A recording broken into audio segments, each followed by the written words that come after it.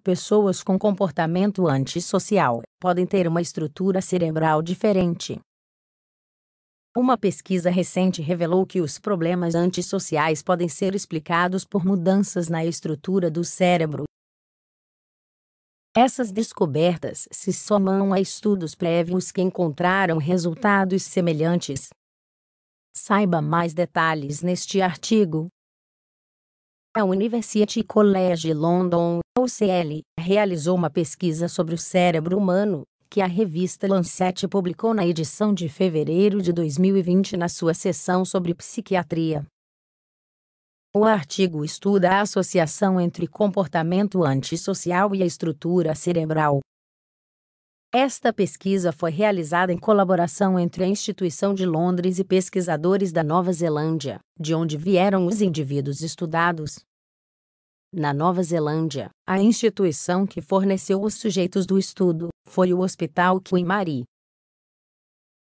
Para desenvolver a pesquisa, uma ressonância nuclear magnética foi realizada em mais de 600 pessoas com 45 anos de idade no momento do teste de imagem. Essas 600 pessoas fazem parte de um grupo maior, de mais de 1.000, que os neozelandeses monitoram desde a infância. O que se pretende determinar são os fatores que podem influenciar, ao longo da vida, que alguém desenvolva comportamentos ou hábitos antissociais. Se esses fatores forem detectados, seria possível influenciá-los para prevenir crimes, por exemplo. Nas ressonâncias realizadas nos participantes da pesquisa, foi medida a espessura do córtex cerebral e a quantidade de substância cinzenta que possuíam. Esses dados permitiriam uma comparação entre aqueles com comportamentos antissociais e aqueles que não os possuem. Quem é classificado como antissocial? O que entendemos por comportamento antissocial? É um conceito difícil de definir, pois varia de acordo com a idade e a cultura dos envolvidos.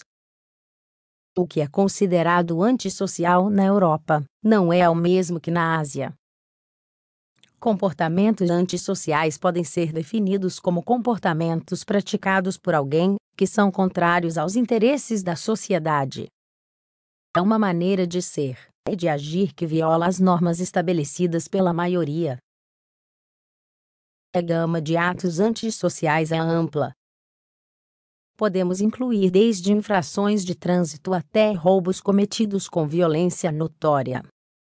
As práticas de vício dos adolescentes também se enquadram nessa categoria, como o consumo de bebidas alcoólicas. Em segundo lugar, comportamentos antissociais podem ser traços de personalidade de uma pessoa que se rebela diante de uma autoridade, que pode ser seus pais ou a própria lei. O comportamento também foi entendido como um desafio em relação às instituições. Não precisa necessariamente haver uma patologia que acompanhe os comportamentos antissociais. Na maioria das vezes, é apenas uma maneira de agir que não se classifica em nenhum quadro clínico psiquiátrico. De qualquer forma, a ciência estabeleceu a existência de algo chamado transtorno de personalidade antissocial. São pessoas que quebram repetidamente as regras, que são impulsivas, e que não se arrependem de seus atos de transgressão. Esse diagnóstico se aplica apenas a maiores de 18 anos. Resultados da pesquisa. A pesquisa publicada na revista Lancet revela que, para concluir o estudo, os participantes foram divididos em 3 grupos. 80 pessoas com histórico de problemas antissociais, 151 pessoas com histórico antissocial limitado ao período da adolescência, 441 pessoas sem registros de comportamento antissocial anterior a essa fase da vida. Resultados significativos foram encontrados no primeiro grupo. As ressonâncias magnéticas cerebrais dessas pessoas mostraram um encolhimento do córtex cerebral em comparação com as outras, além de uma quantidade um pouco menor de substância cinzenta. Por outro lado, no grupo com problemas antissociais na adolescência, e naqueles sem histórico não houve diferenças. Isso revela que certos comportamentos desde a mais tenra idade podem ser explicados mais culturalmente do que biologicamente. O que é evidente é a mudança na arquitetura cerebral que um pequeno grupo da população pode ter em relação aos comportamentos antissociais. Essas mudanças poderiam explicar a personalidade antissocial, que se manifesta persistentemente ao longo dos anos. Estudos anteriores sobre o comportamento antissocial e o cérebro. Os resultados publicados na Lancet se somam a uma série de pesquisas anteriores sobre o mesmo assunto. Diferentes universidades trabalharam o tema em diferentes idades e em diferentes países. Adolescentes com problemas antissociais, por exemplo, já demonstraram ter alterações nas regiões frontal e temporal do cérebro. Além disso, com conotações mais graves, os presos violentos das prisões têm menos massa cinzenta. Especificamente, os pesquisadores estiveram analisando a região das emoções do encéfalo para encontrar alguma associação.